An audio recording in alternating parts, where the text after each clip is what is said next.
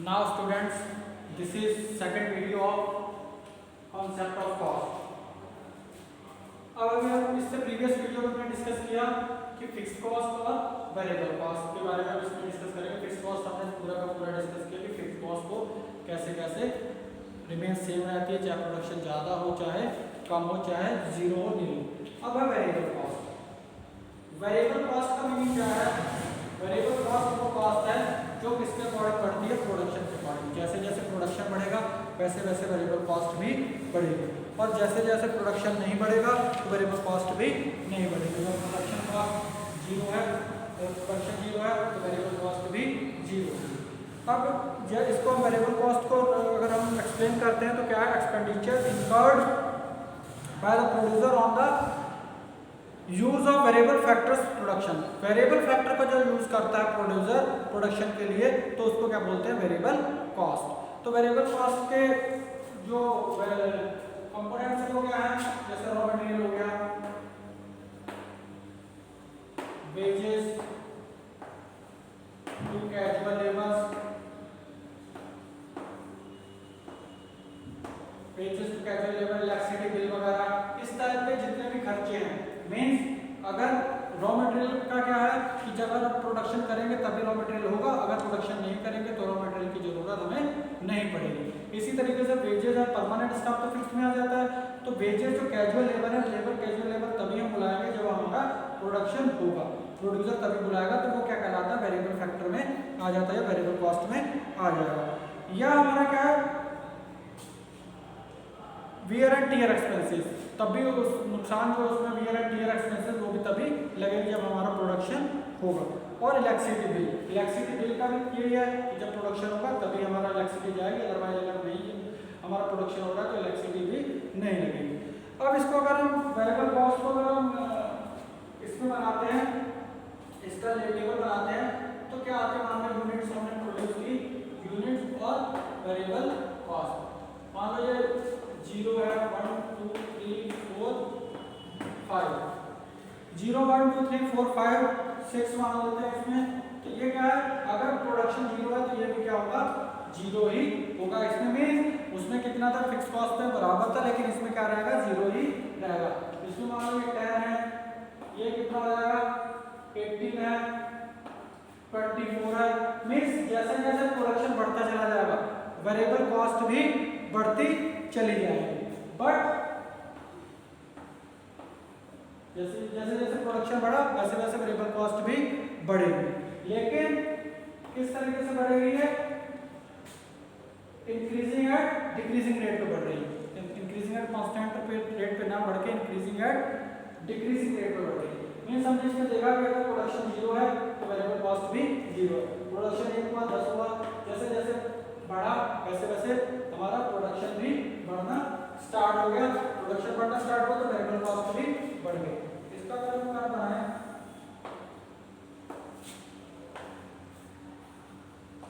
Units हैं, variable cost है 1 2 3 4 5 6, ठीक है। इधर क्या है आपका? 10 20 30 40 50 60। अगर ये जीरो है ये भी जीरो है, अगर ये 1 है तो ये कितना है? 10 है, अगर ये 2 है तो ये कितना है? 18 है, 20 से थोड़ा नीचे, ठीक है। 3 है तो 24, फिर क्या है? 4 है तो 28। मीन्स इस तरीके से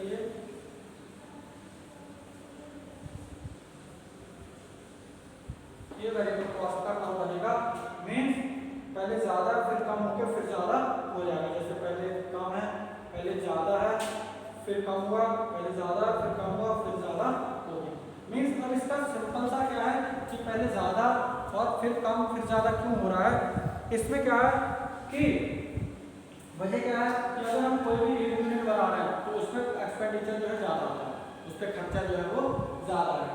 अगर वही ह्यूज क्वांटिटी में बनाएंगे या ज़्यादा बनाएंगे तो उस पर खर्चा जो पर यूनिट के हिसाब से कम आएगा। सपोज दैट हमने एक पैकेट बिस्किट बनाना है, एक पैकेट पे खर्चा ज़्यादा आएगा, अगर वही 10 पैकेट बनाएंगे तो खर्चा कम आएगा। 100 पैकेट तक और कम आएगा। अब उसको हज़ारों पैकेट में बनाना तो फिर से खर्चा जो है वो बढ़ जाएगा। या कोई हमें एक समोसा बनाना से बोल रहा है, एक समोसा बनाने के लिए भी पूरा सिस्टम चाहिए, ठीक है, उसमें खर्चा एक के लिए ज़्यादा आएगा, ठीक है, इसमें ज़्यादा आएगा। अगर हमें 2 बनाया थोड़ा कम आ गया, 3 और कम आ गया, 4 आ गया और कम आ गया। इस वजह से जो इसमें एवरेज कॉस्ट आएगी, average variable cost, average variable cost क्या है, total variable cost upon Q, means ये 0 है, यहाँ 10 आ रहा है, यहाँ पे 9 आएगा, यहाँ पे 8 आएगा, यहाँ पे 7 आएगा, 5 6 6.4 और 6 जा 36 और इसमें कितना बचा 2, ठीक है, तो 6 3 जा 80, 3 पॉइंट समथिंग आ जाएगा यहाँ पे। तो इट मींस कि प्रोडक्शन के एवरेज वेरिएबल कॉस्ट क्या है, ये कम होती चली जा रही है, बट एक कंडीशन आएगी फिर से बढ़ना ये स्टार्ट हो जाएगी। अब इसमें है क्या कि एवरेज रॉ मटेरियल जो है वेजेस वगैरह ये क्या अभी लगेंगे जब प्रोडक्शन होगा। तो वेरिएबल कॉस्ट हमें क्या शो करता है कि अगर प्रोडक्शन 0 है तो वेरिएबल कॉस्ट भी 0 ही आएगी। अगर प्रोडक्शन बढ़ेगा तो वेरिएबल कॉस्ट बढ़ेगी, प्रोडक्शन नहीं बढ़ेगा तो वेरिएबल कॉस्ट जो है वो नहीं बढ़ेगी। तो जिस तरीके से ये बढ़ता चला जाता है उस तरीके से एवरेज भी कॉस्ट भी बढ़ती चली जाती है।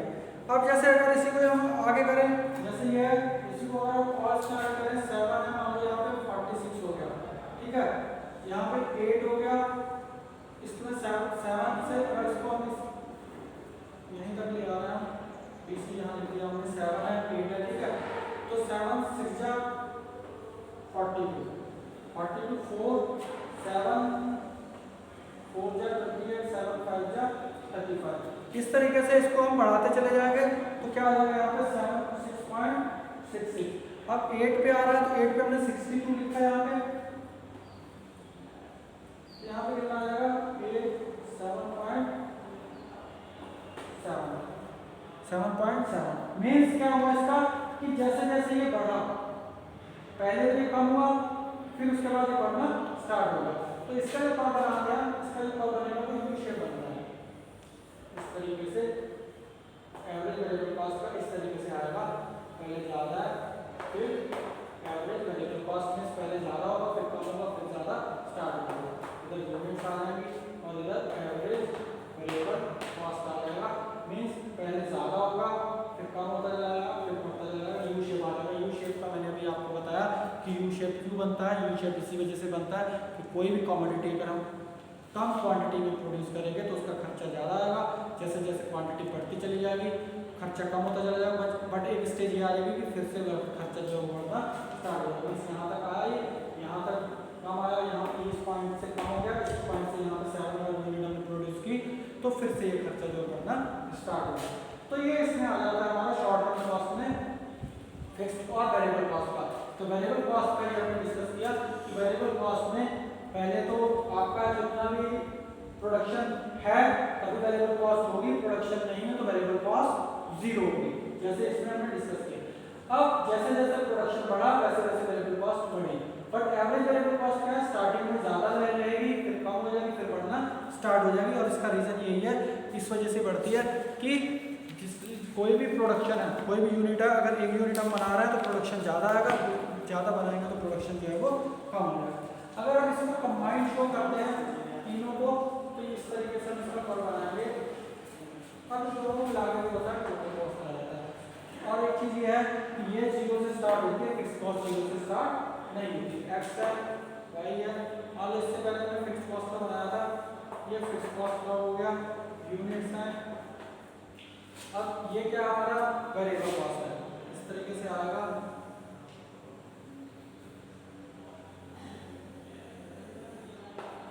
वेरिएबल कॉस्ट ये हो गया फिक्स्ड कॉस्ट। अब टोटल कॉस्ट जो है यहाँ से स्टार्ट होगा, इस तरीके से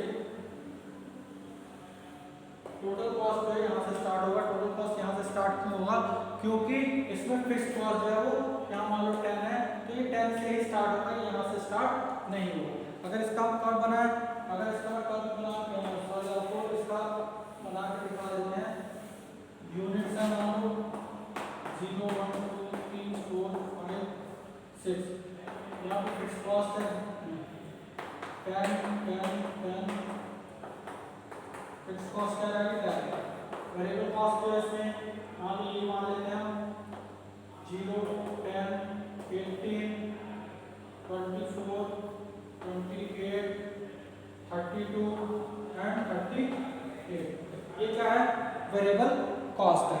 अब अगर हम इसको टोटल कॉस्ट इसकी लेते हैं, टोटल कॉस्ट तो ये कितना आ जाएगा? 10 आ जाएगा, 20 आ जाएगा, 28 आ जाएगा, 34, 38, 42 एंड 48। तो ये इस तरीके से आएगा। मीन्स दोनों को आप ऐड करेंगे तो टोटल कॉस्ट आएगा। टोटल कॉस्ट जो स्टार्ट हो रहा है हमारा कॉस्ट हो रहा है 10 से हो रहा है, लेकिन फिक्स कॉस्ट जो है वो 10 से स्टार्ट इधर आ रहा है, वेरिएबल कॉस्ट जो है 0 से स्टार्ट हो रहा है। तो इस वजह से इसमें क्या टोटल कॉस्ट हम कहां से स्टार्ट करेंगे? 10 से करेंगे, ना कि 0 से करेंगे, क्योंकि इसमें फिक्स कॉस्ट जो है वो इंक्लूड है पहले से। फिक्स कॉस्ट इंक्लूड है, इट मींस कि ये यहां से स्टार्ट होगा 10 से, ना कि 0 से। बट वेरिएबल कॉस्ट जो है वो कहां से स्टार्ट होगा? 0 से। और खाली फिक्स कॉस्ट बनाना है तो फिक्स कॉस्ट कहां से आएगा? आपका 10 में। तो ये हमने डिस्कस किया वेरिएबल कॉस्ट कि वेरिएबल कॉस्ट का शेप्स जो है किस तरीके से बनेगी। ये शेप बनेगी, एक यू शेप बनेगी, और तीनों का अगर हम कंबाइन बनाना है तो ये बनाएंगे।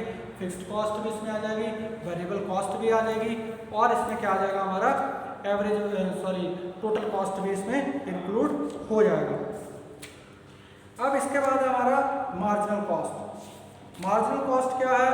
मार्जिनल कॉस्ट को अगर हम डिस्कस करते हैं, मार्जिनल कॉस्ट क्या होती है? Additional cost. अगर इसकी मार्जिनल कॉस्ट की बात करें, marginal cost means additional cost. इसको कैलकुलेट करने का फॉर्मूला है MC = TCN - TCN - 1। Means total cost से हमारी मार्जिनल कॉस्ट अगर हम इसमें मार्जिनल कॉस्ट को निकालें तो इस तरीके से हम इसमें से माइनस करते चले जाएंगे तो मार्जिनल कॉस्ट आ जाएगी। जैसे यहाँ से इसमें माइनस करेंगे 10, इसमें से माइनस करेंगे 8, इसमें से माइनस करेंगे 6, 4 और 6। तो मार्जिनल कॉस्ट और वेरिएबल कॉस्ट क्या होती है? सेम होती है। सेम मींस वेरिएबल कॉस्ट को ही मार्जिनल कॉस्ट भी बोल सकते हैं, क्योंकि फिक्स्ड कॉस्ट तो रिमेन सेम रहती है। तो जो चेंज होती है वो कौन सी चेंज होती है? Marginal cost. और मार्जिनल कॉस्ट को हम डिफाइन करते हैं तो जो एडिशनल कॉस्ट आती है इस पे आती है। मान लो हमने 100 यूनिट बनाई, हमारा खर्चा कितना आया? 1000। अब हमने 101 यूनिट बनाई तो हमारा खर्चा कितना आया? 1010 रुपये। तो जो 10 है लास्ट का 10 हम यहाँ पे कितना हम लिखेंगे? 1010 - 1000। तो जो 10 है एडिशनल, तो ये क्या है? एडिशनल कॉस्ट है, इसको क्या बोलेंगे? Marginal cost. तो मार्जिनल कॉस्ट एडिशनल कॉस्ट होती है। तो ये जितना प्रोडक्शन हम और बढ़ाएंगे उतना ही और कॉस्ट लगेगी।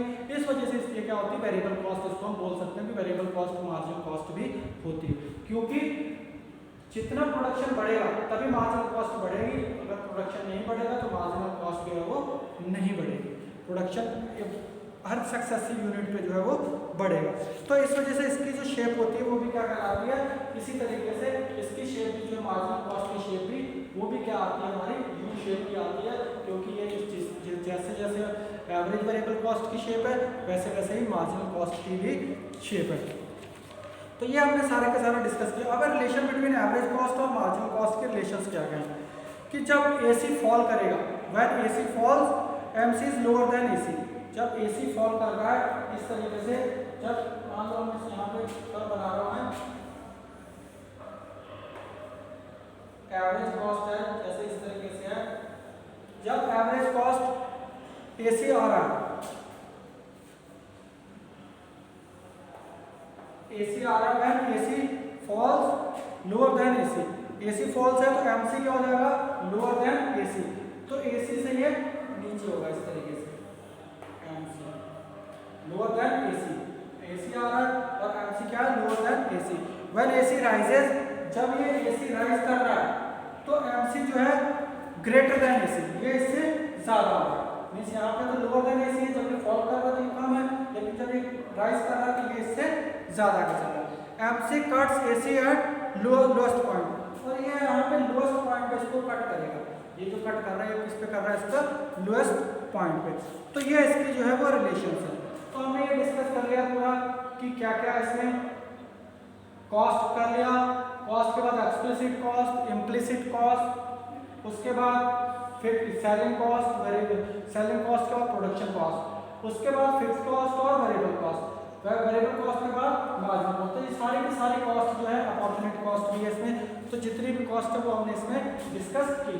तो इस तरीके से आप इसको तैयार करेंगे चैप्टर को कि क्या क्या इसमें हमें इफेक्ट पड़ेगा, मार्जिनल कॉस्ट का क्या पड़ रहा है, फिक्स्ड कॉस्ट का कैसे पड़ रहा है, प्रोडक्शन के अकॉर्डिंग और वेरिएबल कॉस्ट का। अगर वेरिएबल कॉस्ट बढ़ेगी तो फिक्स्ड कॉस्ट पे क्या चेंज आएगा और मार्जिनल कॉस्ट पे क्या चेंज आएगा, ये सारी की सारी चीजें इसमें आएंगी।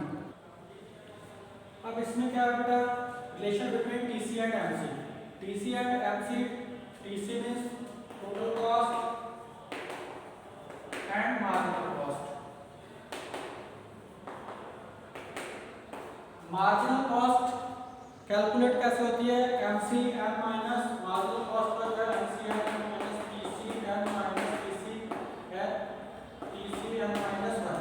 मींस इसमें किसके चीज का डिफरेंस है कि कोई भी अगर हम एडिशनल यूनिट बना रहे हैं तो उसका जितनी कॉस्ट का डिफरेंस है वो क्या कहलाता है, हमारा टू सक्सेसिव यूनिट का जो डिफरेंस है वो क्या कहलाता है, मार्जिनल कॉस्ट। अब इसमें रिलेशंस क्या क्या, relation between TC and MC. जो हमने मार्जिनल कॉस्ट किया तो मार्जिनल कॉस्ट में क्या क्या डिफरेंसेस हैं और क्या क्या इसकी रिलेशंस हैं। तो टीसी की जो रिलेशन है किससे, एमसी से। तो एमसी और टीसी का क्या रिलेशन है कि अगर मान लो टीसी यहाँ से स्टार्ट हो रहा है, जीरो से स्टार्ट नहीं होता है, मैंने पहले भी डिस्कस किया कि यहाँ से स्टार्ट होगा, क्यों होगा, क्योंकि इसमें फिक्स्ड कॉस्ट ऑलरेडी इंक्लूड है और फिक्स्ड कॉस्ट कभी भी जीरो नहीं होती है। और variable cost plus total variable cost plus total fixed cost equals to TC होता है। तो टीसी आया और इसके रिलेशन जो हमारे किससे कर रहे हैं, एमसी से। तो जब ये इंक्रीज कर रहा है और इसका इस पे क्या इफेक्ट है हम ये डिस्कस कर रहे हैं। जब एमसी डैमेज कर रहा है, ये मार्जिन कॉस्ट है ये डैमेज कर रही है, तो ये किस रेट से बढ़ रहा है, टीसी जो है TC increasing at damaging rate. Means ये कम रेट से बढ़ रहा है। डैमेजिंग 3 रेट होते हैं, increasing rate, increasing at constant rate और इंक्रीजिंग एट डैमेजिंग रेट। तो ये किस रेट से बढ़ रहा है, डैमेजिंग रेट से, ये डैमेजिंग रेट से। अब जो यहाँ पे ये एमसी लोएस्ट पॉइंट है, मार्जिनल कॉस्ट जब लोएस्ट पॉइंट होगा, जब इसका ये लोएस्ट पॉइंट होगा तो क्या होगा, ये यहाँ पे ये इसका यहाँ पे ये रुक जाएगा, स्टार्ट होना डिक्रीजिंग जो है वो स्टार्ट जो है रुक जाएगी।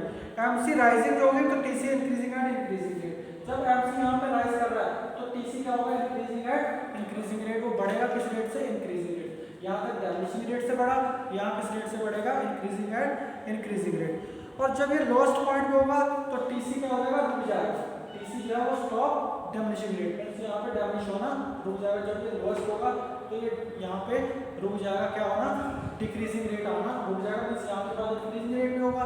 तो ये इसकी जो है ये रिलेशंस है कि जब ये डैमेज हो रहा होगा तो ये जब ये डाउन हो रहा है तो ये क्या किस रेट से बढ़ रहा है, एट डिक्रीजिंग रेट। अब जब ये डिक्रीज यहाँ पर रुक जाएगा, जब ये लोएस्ट पॉइंट होगा तो यहाँ पे रुक जाएगा डिक्रीजिंग रेट। और जब ये बढ़ना स्टार्ट होगा मींस इंक्रीज करेगा तो ये किस रेट से बढ़ेगा, इंक्रीजिंग एट इंक्रीजिंग रेट। तो ये इसकी रिलेशंस हैं जो हमने इसमें डिस्कस करी हैं कि क्या क्या इसके रिलेशंस हैं। ठीक है, इसके प्रीवियस टॉपिक्स हमने सारे के सारे डिस्कस कर लिए, मार्जिनल कॉस्ट, टोटल कॉस्ट, ठीक है, और क्या क्या उनके रिलेशंस हैं। तो ये सारा का सारा हमने इस चैप्टर में डिस्कस किया। तो सो स्टूडेंट्स, इसमें जो हमने, मैं एक बार थॉरली आपको बता देता हूँ क्या क्या हमने डिस्कस किया। कि सबसे पहले कॉस्ट किया, कॉस्ट क्या, total expenditure incurred by producer to produce the commodity.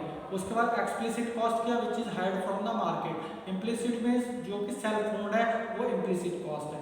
उसके बाद हमने सेलिंग कॉस्ट किया, जो प्रोडक्ट को बेचने के लिए यूज होती है वो क्या कहलाती है, सेलिंग कॉस्ट। प्रोडक्शन कॉस्ट क्या है, जितना प्रोडक्शन लगता है, किसी भी जो टोटल कॉस्ट लगती है कमोडिटी को प्रोड्यूस करने में वो क्या कहलाती है, प्रोडक्शन कॉस्ट। उसके बाद हमने अपॉर्चुनिटी कॉस्ट में जितना सैक्रिफाइस कर रहे हैं वो क्या कहलाएगी, एक्सप्लिसिट हो या इम्प्लिसिट हो, उसको टोटल को करके हमारी क्या हो जाती है, अपॉर्चुनिटी कॉस्ट। तो ये सारी की सारी कॉस्ट थी। अब इसके बाद हमने फिक्स्ड फैक्टर और वेरिएबल फैक्टर शॉर्ट रन में किया था कि फिक्स्ड फैक्टर और वेरिएबल फैक्टर। फिक्स्ड फैक्टर कौन से होते हैं, जो फिक्स्ड रहते हैं, उससे प्रोडक्शन हो चाहे ना हो। और वेरिएबल फैक्टर कौन से, जो चेंज होते हैं अकॉर्डिंग टू द प्रोडक्शन। इसी तरीके से फिक्स्ड कॉस्ट जो होती है वो क्या होती है, इंक्रीज और डिक्रीज होती है, किसके अकॉर्डिंग, फिक्स्ड कॉस्ट जो है इंक्रीज और डिक्रीज प्रोडक्शन के अकॉर्डिंग होने से चेंज नहीं होती, मींस फिक्स्ड कॉस्ट क्या रहती है, remain same. But variable cost जो है वो जैसे जैसे प्रोडक्शन बढ़ेगा वेरिएबल कॉस्ट भी बढ़ेगी, जैसे जैसे प्रोडक्शन कम होगा वेरिएबल कॉस्ट भी कम होगी, प्रोडक्शन नहीं होगा तो वेरिएबल कॉस्ट भी जीरो होगी। ये हमने इसमें डिस्कस किया था। अब इसके बाद मार्जिनल कॉस्ट किया था हमने। मार्जिनल कॉस्ट क्या है, एडिशनल कॉस्ट है ये भी। अगर हमने 10 यूनिट बनाई तो जो इतने पैसे लग रहा है और उसके अगर 11वीं यूनिट बनाए तो उस पर कितना खर्चा लग रहा है वो क्या कहलाएगी, मार्जिनल कॉस्ट। तो उसके बाद average fixed cost. Average fixed cost हमने ये डिस्कस किया था कि जितनी यूनिट्स बढ़ती चली जाएंगी एवरेज फिक्स्ड कॉस्ट जो है वो कम होती चली जाएगी। इसके बाद वेरिएबल कॉस्ट किया था, average variable cost. Variable cost average variable cost क्या था, स्टार्टिंग में एवरेज वेरिएबल ज़्यादा आएगा फिर कम होगा फिर बढ़ना स्टार्ट हो जाएगा। और यही सेम कंडीशन किसमें, मार्जिनल कॉस्ट में, पहले ज़्यादा होगी फिर कम होगी और फिर उसके बाद बढ़ना स्टार्ट होगी। सो स्टूडेंट्स ये सारा का सारा जो है चैप्टर जो है हमने वीडियोस में डिस्कस किया। अब आप इसके नोट्स बना लेंगे, इसको प्रिपेयर कर लेंगे, ठीक है। ओके, थैंक यू बेटा।